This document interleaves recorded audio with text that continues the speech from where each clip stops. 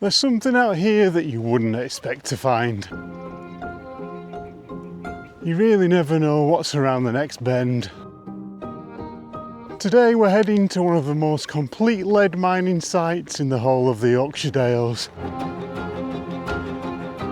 And we're climbing to a near 2,000 foot summit. So if you love wild, story-rich walks, then come with me.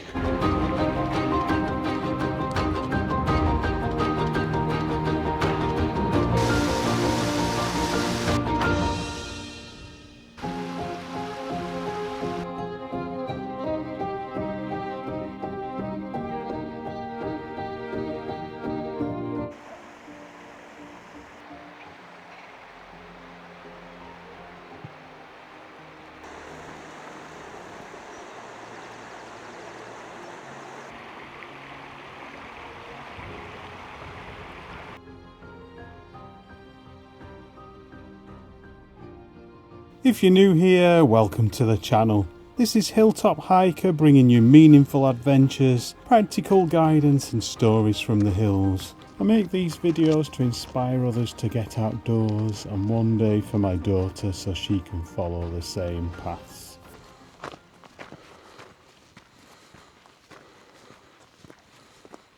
So we started today at Surrender Bridge, which is on the edge of Swaledale here in the Yorkshire Dales. And contrary to some folklore, Surrender Bridge isn't named after a battle or anything like that, but it actually refers to the nearby Surrender mine. And the spot where we started actually appears in the TV programme All Creatures Great and Small. You can certainly see why the directors would love that viewpoint. So today we're walking around 6 miles and it's a proper Dales route. We've got moorland, mining history, waterfalls and a big reveal saved for the end. If you watched our Gunnerside Gill video, you'll know that Swaledale is dotted with the remains of the lead industry. But what we're heading towards today is different because it's bigger and much more complete. And it's dominated by a chimney that you can see long before you get there. So come on then, take a look around and then let's get moving.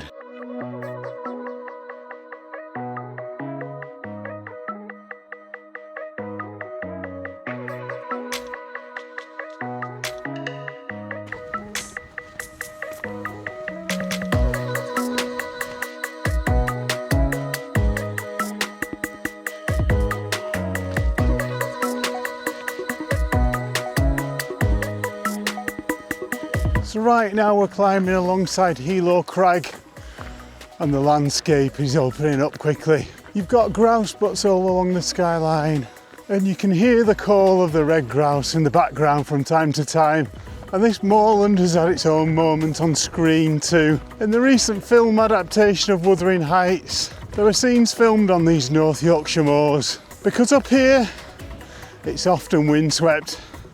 It's very dramatic and very exposed. You can see why they chose to film here, to evoke the wilderness of the Bronte moors.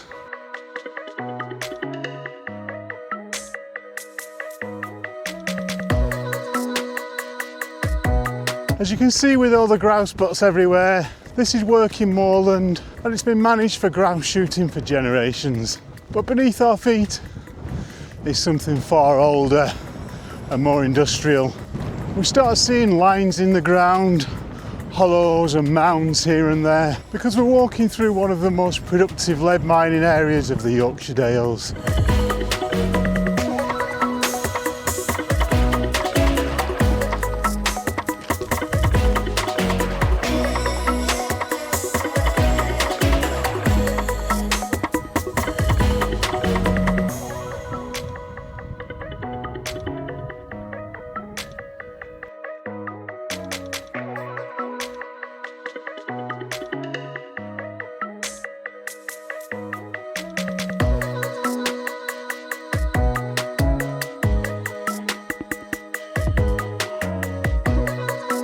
So here we are now in an area called Wetshaw Bottom, which was mined intensively for lead ore in the 18th and 19th centuries. This whole area is part of what's known as the Old Gang lead mining field. But interestingly, also at Wetshaw Bottom, coal was worked here from Grassington Grit, which is a local sandstone formation that contain thin seams of coal. So this landscape isn't just about lead. And that's something I love about Swaledale.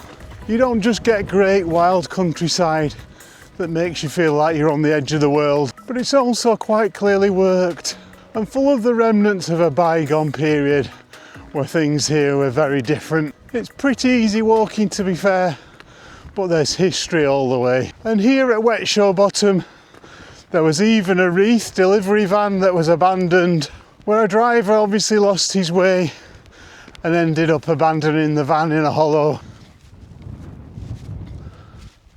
And this here is an old sheepfold.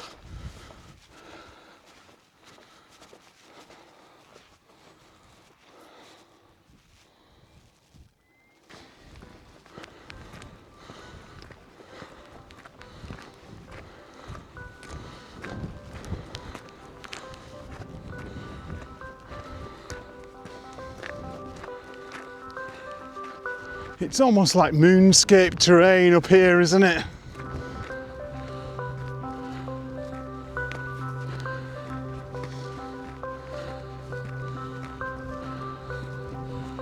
So right now we're on Great Pinseat, which stands at 583 metres, just shy of 2,000 feet. And on a clear day, it's a great viewpoint. You get views of Whernside and Great Fell, which I've not done for about 20 years, so I'm definitely due a visit again soon. You also get views of Great Combe, Lovely Seat and Rogan Seat, but just not very much today because it's a bit hazy.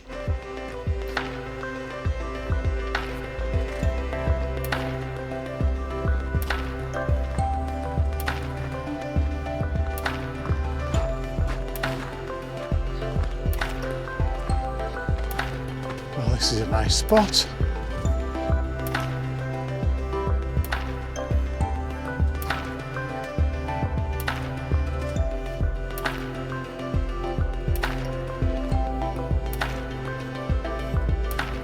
Even up here, the marks of industry are all around us. Mining didn't just stay in the valley, it came up here too. Imagine carting ore across this in winter. This bag with a full flask of coffee is heavy enough for me, thank you very much.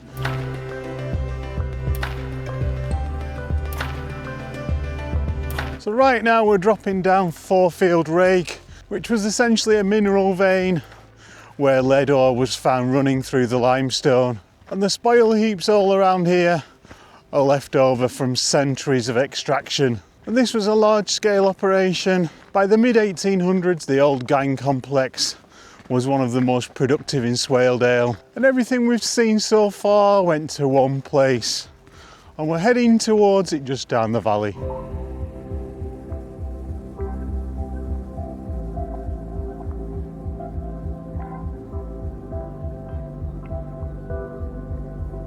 If you're enjoying this video, please consider giving it a like. It really helps more people discover these Dales routes. And if you're new here, subscribe for more story-rich walks like this. And in the upcoming videos, we've got a little surprise on the way. He's at home now because he's not quite old enough to come out, but I've got a new furry friend to share with you. Quick question for you as well. When you're out walking, do you prefer wild, natural scenery or places like this that are full of history? Let me know in the comments. I read and reply to everyone.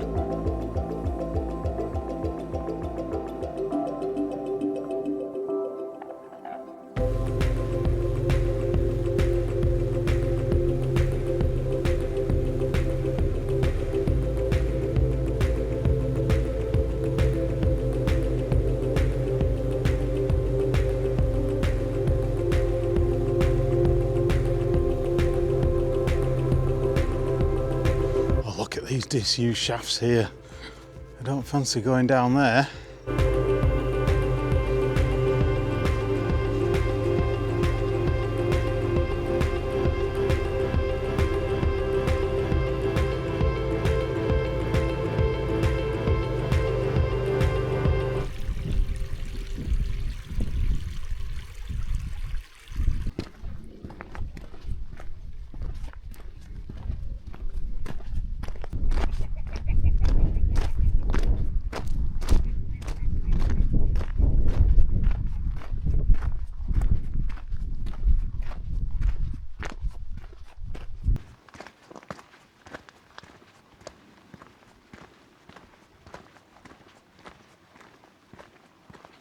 So that there is Level House Bridge, an interesting remnant of times gone by.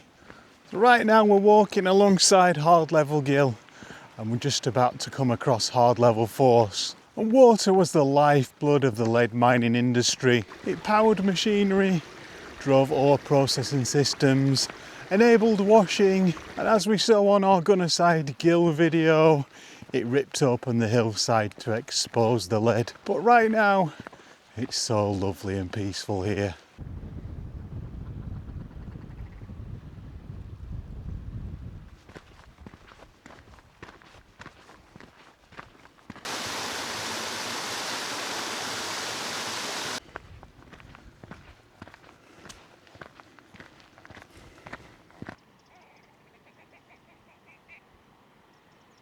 So we're just entering Old Gang Smelt Mill, which was built around 1846, and it processed lead from all the surrounding mines. Water power drove the crushing process, and peat, which was kept in huge stores, which you can still see on the hillside above, fueled the smelting hearths. And that distinctive chimney really dominates everything around here, doesn't it? At the mill's peak, there were multiple hearths here, a wheelhouse, and there were flues carrying fumes away up the hillside to condense the lead particles before release. Operations stopped here around the turn of the 20th century, between 1899 and 1903, and since then it stood here, slowly surrendering itself back to the moorland. It's now a scheduled ancient monument, which means it's legally protected for its national historical significance. So we can explore respectfully like we are doing, but there's no climbing or disturbing things. This was a key filming location on the recent Wuthering Heights film, and you can see why they chose such an atmospheric place, can't you?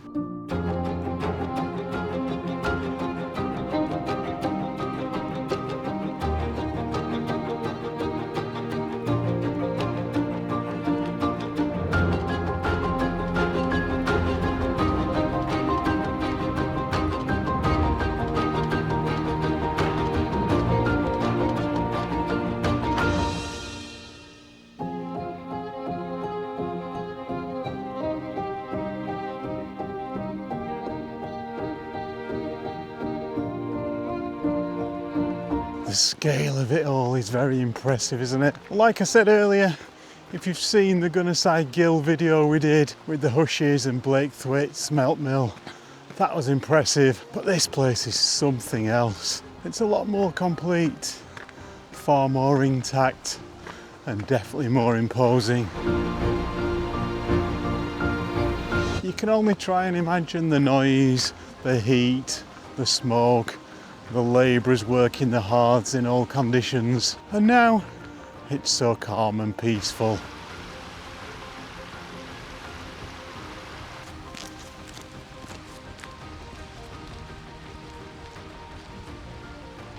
There are so many little streams and becks like that around here. It's absolutely lovely, and it is kind of reminiscent of Bronte country. And now we're heading alongside Old Gang Beck, back to Surrender Bridge where we started, and the return encourages you to reflect. We've climbed a near 2,000 foot summit and walked through one of the richest lead mining areas of the whole Yorkshire Dales. We've seen evidence of coal, water power, engineered veins and industrial ambition on a remote moor, and we definitely saved the best till last, didn't we? I always think it's better to wait for the best bit, don't you? In today's world of instant gratification, there isn't enough of that in my view.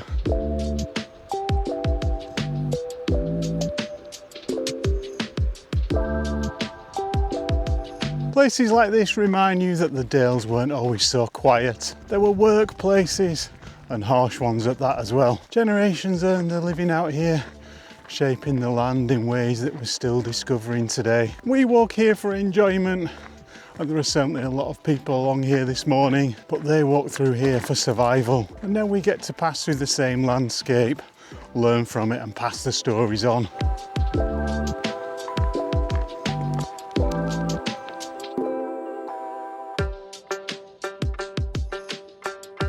If this walk inspired you, share it with someone who loves this kind of wild, history-rich adventure. Thanks for walking with me today, and if you enjoyed this walk, I'll see you over here on the next one.